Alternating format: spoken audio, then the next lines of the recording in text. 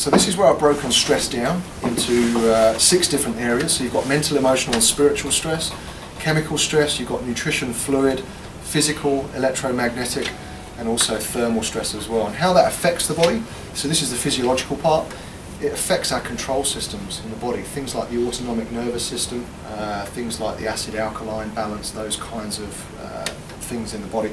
And what it does is one of the areas it can screw up is our endocrine system as well. Okay, which is these are 2 major hormones in the disease or in the body, which help to help us deal with stress.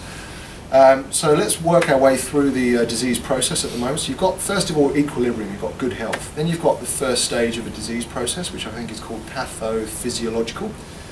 Then you've got the second stage, which is pathomorphology, I think, which then is when you start to see different changes in the body. You actually start to see things like tumours, cysts, growths, and those kinds of things appearing in the body.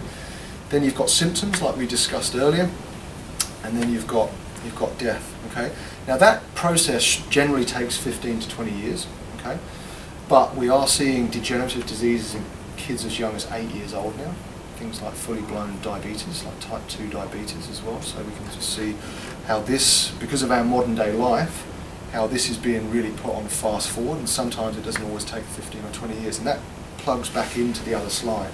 Okay, around how your body can be out of balance a long time before you get down to symptoms. So let's have a look at symptoms: high blood pressure, high cholesterol, depression, and erectile dysfunction. How do we treat them? Now, the more integrated I become, the more I sort of say, look, sometimes we do need medical drugs and we do need medical tests. Okay, I think that's important. But I would question whether they actually treat the symptoms. Okay, or whether they treat the symptoms or the cause. Okay, we've got the causes over here and we've got symptoms over here. So generally medical drugs, they treat symptoms, okay, but they don't get to the cause. So really another big take-home message from today is that you do not want to rely on medical drugs to make you healthy. They will not make you healthy. They'll just get rid of your symptoms. And people generally carry on with their lives without any change. Okay, so they generally sort of keep the same amount of stress going, and then they wonder why a symptom will pop out of a different direction. Or they start to take other medical drugs to combat the side effects of the ones they're already on, so on and so forth. And you start this. So I wouldn't say don't, because sometimes it's important that you do need them in acute phases of disease.